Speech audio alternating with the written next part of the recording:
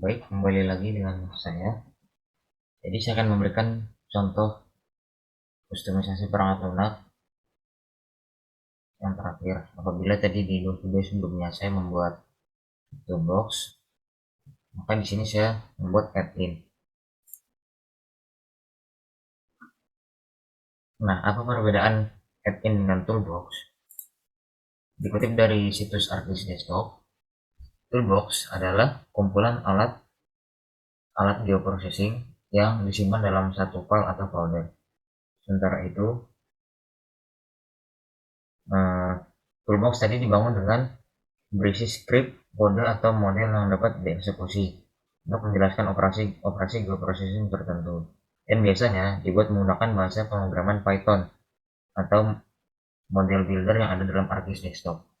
Sedangkan add-in adalah perangkat lunak atau software tambahan yang dibuat menggunakan software Visual Studio dengan menggunakan ArcObject Software Development Kit atau ArcObject SDK.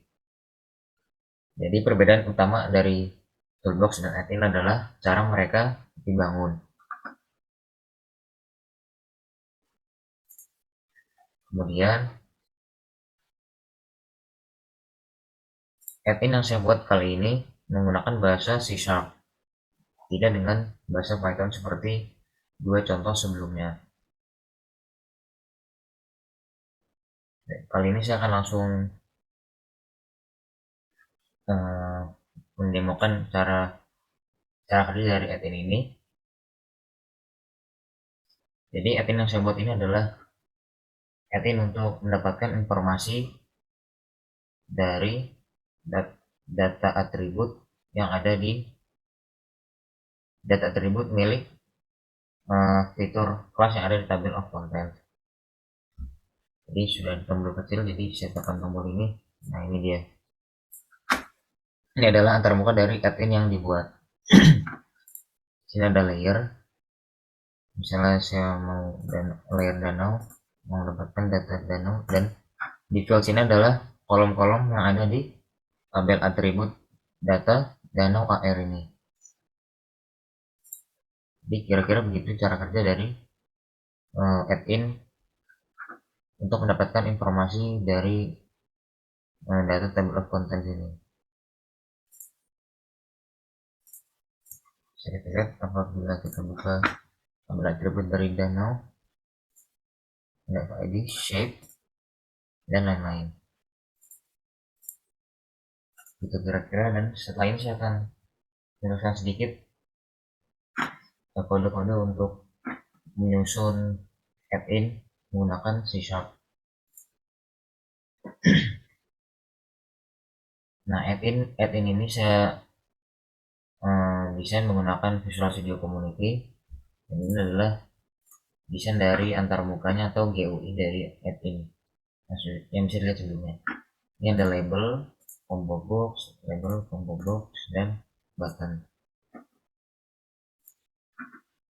Nah, ini adalah kode-kode yang mengatur properti GUI. Nah,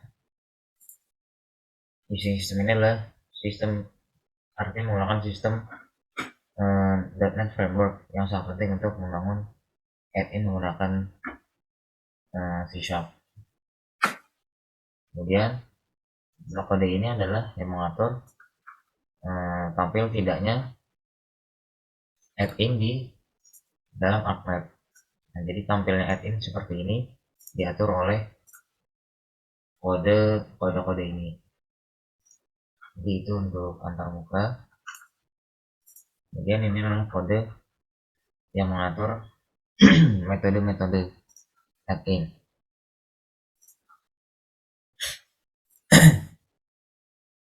Jadi ini ada public configure classes. Ini adalah desain dari antarmuka.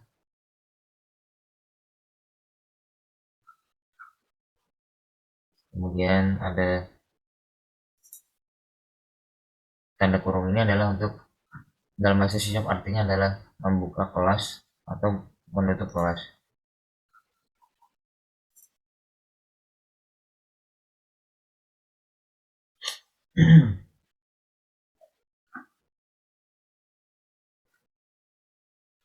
Jadi ini ada variabel ini adalah yang terkait dengan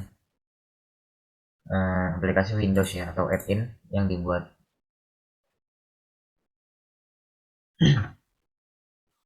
Di sini adalah metode frm fitur process underscore load.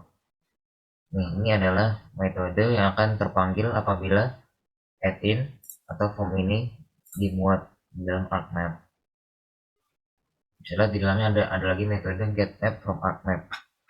Ini adalah metode untuk mendapatkan peta dari aplikasi ArcMap. Kemudian ada lagi metode loop through layers of specific user ID. Ini adalah metode untuk melakukan ulangan dari layer-layer data di table of contents ArcMap. Nah, ini adalah metode-metode tadi.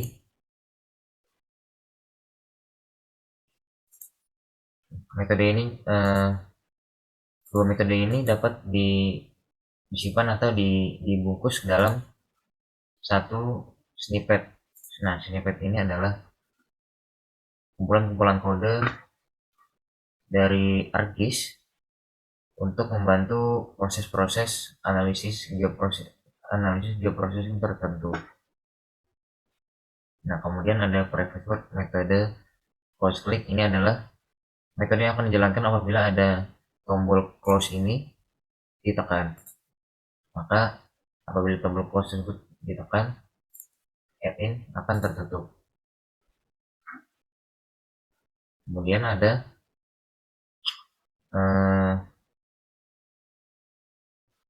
metode CBO layers underscore selected index changed.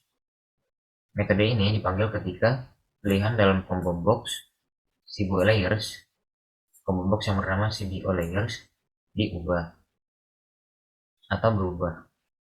Di dalamnya ada lapisan yang dipilih atau layer yang dipilih dari combo box digunakan untuk mendapatkan daftar-daftar field atau kolom dari data atribut fitur class dari table of contents. Jadi data-data atau layer-layer di combo box diatur dalam metode CBO layers ini. Selanjutnya ada metode isValid. Metode ini digunakan untuk memeriksa validitas tipe field dalam layer. Metode ini melakukan verifikasi terhadap tipe field yang didukung. Nah, ini seperti tipe data maksudnya adalah tipe data yang ada dalam kolom data atribut fitur class di table of content. Misalnya ada small integer. Nah, ini yang dikasih false berarti tidak akan terlihat ketika di scroll di sini di drop down list atau combo box fields ini tidak akan terlihat kolom-kolom yang mengandung tipe data apa tadi, single, double, geometry, block, raster, GeoID, type global ID.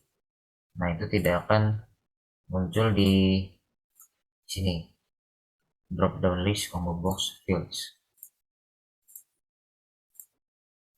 Selanjutnya ada return. Return ini adalah untuk mengambilkan fungsi atau memanggil fungsi dari isValid ini.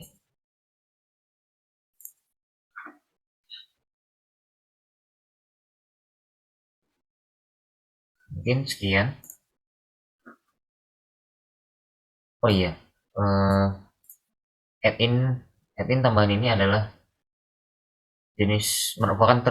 merupakan jenis kustomisasi sama seperti dua contoh kustomisasi sebelumnya, yaitu perubahan kode atau penambahan modul baru atau penambahan tool baru ke dalam sebuah software. Jadi ketiga